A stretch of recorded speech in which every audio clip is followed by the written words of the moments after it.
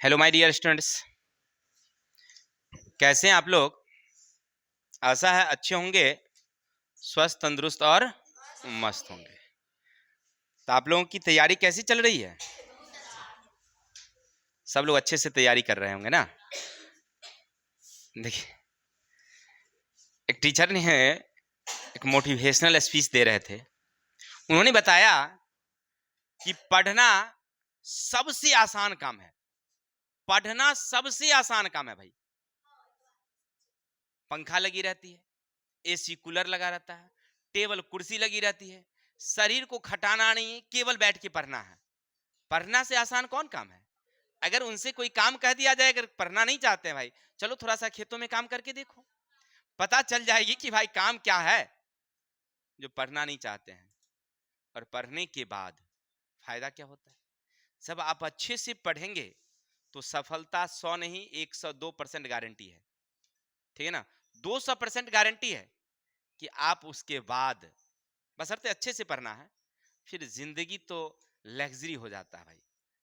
Life style बदल जाता है और पढ़ाई के बाद मनी भी मिलती है, सम्मान भी मिलता है। पैसा भी है और सम्मान भी है, दोनों है उसमें। ठीक है। चलिए तो देखिए, हमारे एपीजे अब्दुल कलाम जी ने क्या लिखा है। वो अक्सर उनका स्पीच रहता है थोड़ा सा मोटिवेशनल। क्या कहते हैं? एक छात्र का सबसे महत्वपूर्ण गुण है कि वह हमेशा अपने अध्यापक से सवाल पूछे। एक छात्र का गुण है कि वह हमेशा सवाल पूछे, साथ ही उन्हें आदर और प्रेम की दृष्टि से देखे। यानी टीचर को जब आप प्रेम की दृष्टि से देखेंगे, उनमें आपको सम्मान लगेगा, तब आप कुछ सीख पाइएगा। पहले तो उनमें आप प्रेम देखिए, तब जाकर के आप उनसे कुछ सीख पाइएगा। अब उनसे अगर घृणा होगी आपको, उनसे अगर कोई तरह की दिक्कतें होगी, तब आप कुछ सीखवे नहीं करिएगा। तब पहले टीचर, चाहे कोई भी टीचर हो, यहाँ हो या कहीं और की बात कर रहे हैं, कहीं भी जाइए तो पहले उनमें ना प्रेम देखिए। जब उनके प्रति आपके मन में सम्मान जगेगा, तब आप उनकी बातों को गौर से सुनिएगा, सीखिएगा। नंबर एक।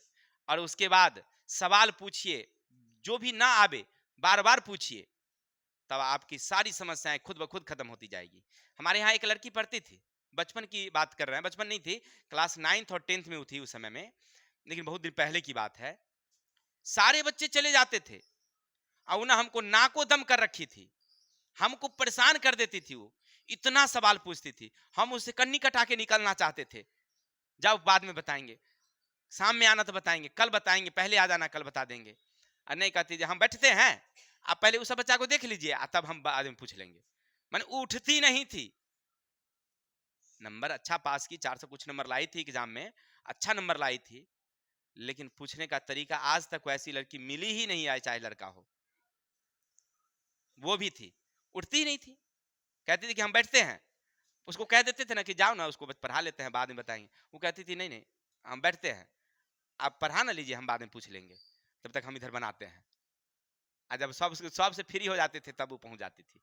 ऐसी थी। चलिए जो भी था, लेकिन पूछना चाहिए आप लोगों को भी। ठीक है, जहां भी दिक्कत हो पूछिए।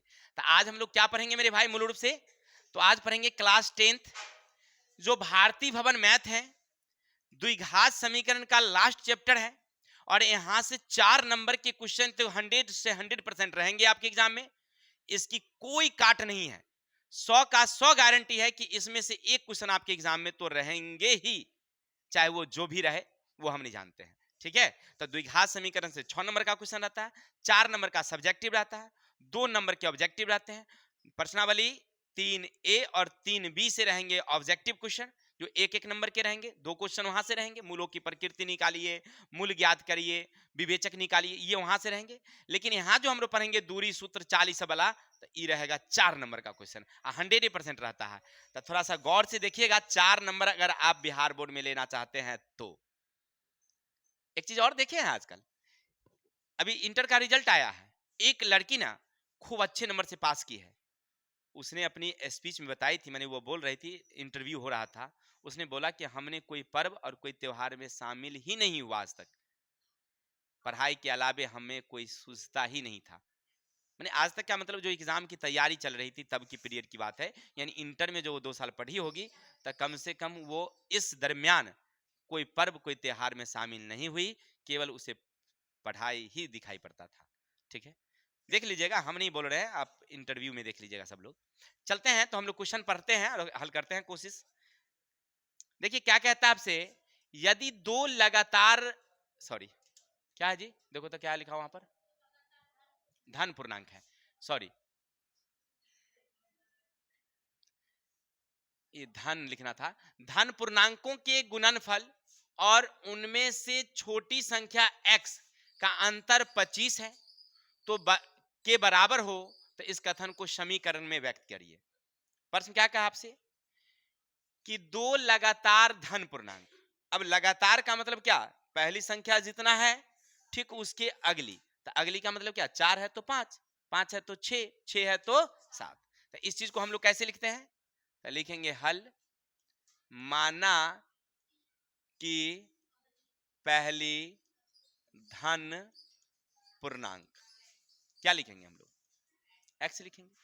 और कह रहा है लगातार क्रमागत है, यानी क्रमागत धन पूर्णांक, तो x + 1, ये नहीं कह रहा है। चलिए अब कह रहा है कि पूर्णांक का गुणनफल, प्रश्न से अब क्वेश्चन को सेटिंग कर दो थोड़ा सा यहां से। जो कह रहा है देखो क्या कह रहा है, दो लगातार धन पूर्णांक का गुणनफल, दो लगातार धन पूर्णांक का गुणनफल, उनमें से छोटी संख्या x है, अंतर 25 है, अंतर 25 है, के बराबर है, तब बराबर है, दे दिए। चलिए यानी दो लगातार संख्या कौन कौन है रे भाई, तब पहली संख्या हमारी x है और दूसरी x + 1 है। ये दोनों का अंतर, यानी एक मान लीजिए x है तो या तो एक 25 ज्यादा होगा या 25 कम भी कर सकते हैं, कोई दिक्कत नहीं है, ठीक है ना। एक अंतर कहेगा तो वो ज्यादा भी हो सकता है और कम भी हो सकता है। नहीं, जैसे मान लीजिए हम अगर 100 हैं, हमारे बगल के प्रतिद्वंदी हैं हमसे 25 कम है, 25 कम है तो वो 75 होगा, या सीधे कहा गया कि एक कम है एक ज्यादा है तो हो सकता है वो 125 होगा। तो हम प्रतिद्वंदी का मतलब हमारे बगल वाले जो हमारे दुश्मन हैं या हमारे विरोधी लोग हैं, कहने का मतलब यह है जैसे मान लीजिए ए एक आदमी है और बी एक आदमी है ना, ये दोनों में 25 का अंतर है, तब 25 का अंतर है का मतलब ई अगर x है तो या तो ई x + 25 होगा या ई x माइनस हो गया, इससे या तो ये ज्यादा होगा या इससे ये, ठीक है ना। तो आप कम भी कर सकते हैं और ज्यादा भी कर सकते हैं। अब इतना तो हो गया, अब इसको हम आगे बढ़ा सकते हैं, लेकिन प्रश्न कह रहा है कि कथन को समीकरण में व्यक्त कीजिए, तो आप इतने ही छोड़ दीजिएगा, आंसर क्लियर हो गया। किसी को दिक्कत, चलिए तो स्क्रीनशॉट लीजिए फिर आगे चलते हैं।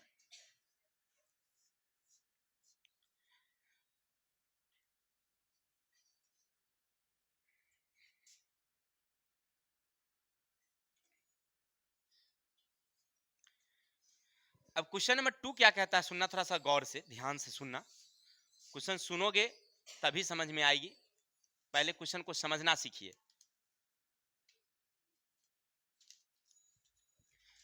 क्वेश्चन कह रहा है एक आदमी ने 20 रुपया में कुछ पुस्तकें खरीदी,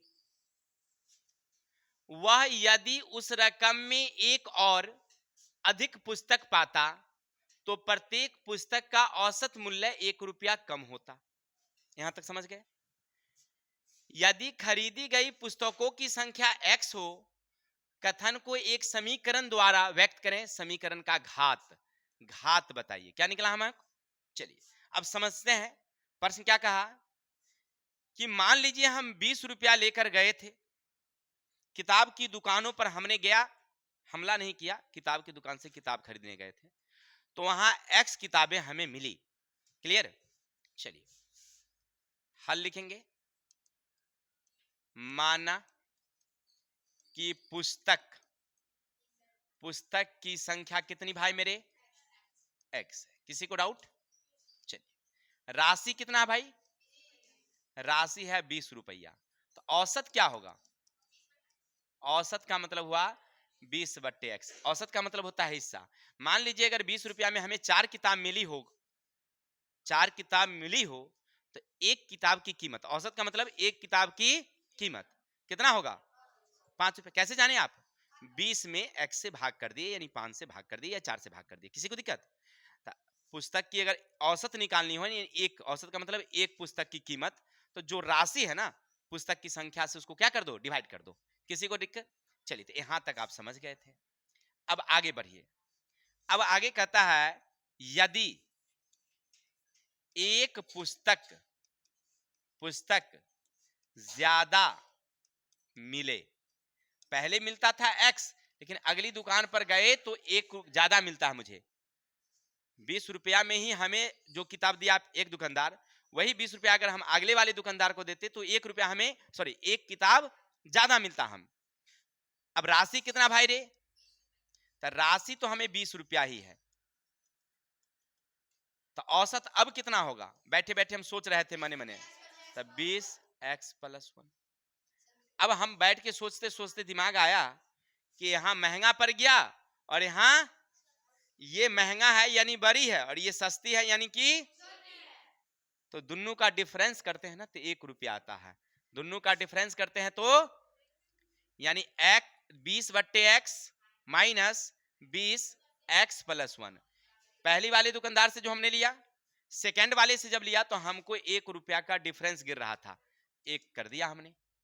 कुमकुम कहां से एक आया, समझ गया ना आप कल पूछ रहे थे जो एक कहां से आ जाता है, तो यही सब रहता है, वहां पर लिखा रहता है, आप उसको गौर से पढ़िएगा, समझ जाइएगा। अब क्या करेंगे हम लोग?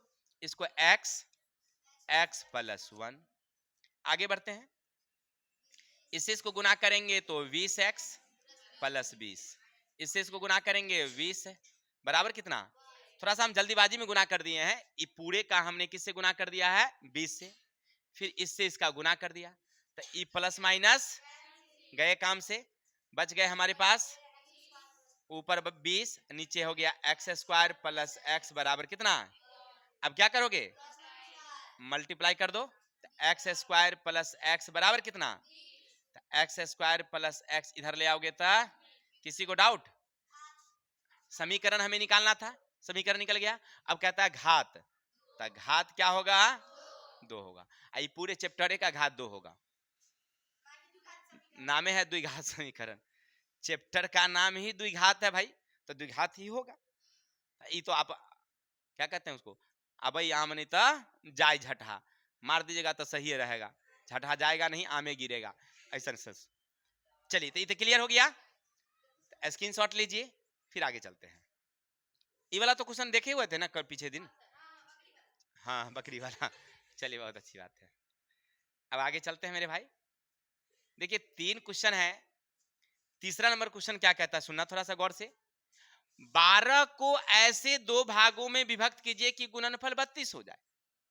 अब ऐसे जैसे क्वेश्चन पढ़े, एक बच्चा झट से बोल दिया सर 8 और 4 नहीं होगा, 8 चौके 32, 8 4 12 तो हो रहा है। लेकिन अरे तुम ऐसे बोल दिया तो थोड़ा ही बन गया, बना के दिखाओ मेरे भाई, क्या है कि नहीं? तो कैसे हल करेंगे, देखो लिखेंगे हल। माना कि पहली संख्या बराबर कितना?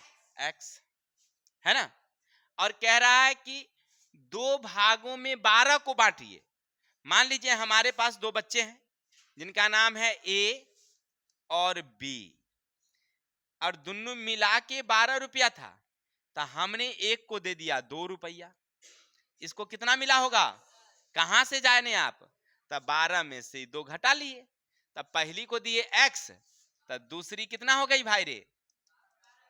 12 - x। किसी को डाउट? आशा और उम्मीद समझ गए होंगे। अब क्या कह रहा है क्वेश्चन? उनका गुणनफल, किनका? दोनों को जो हमने दिया पैसा उसी का गुणनफल। तब प्रश्न से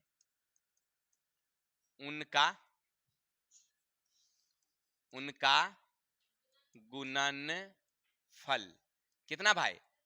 अब 32 है तो यहाँ पर गुणनफल को फॉर्मूला में बैठाइए, तो किसका किसका गुणनफल, माने ये दोनों का गुणनफल x, और 12 - x बराबर कितना? समझने में कोई दिक्कत? आगे बढ़ोगे इससे इसका क्या करोगे?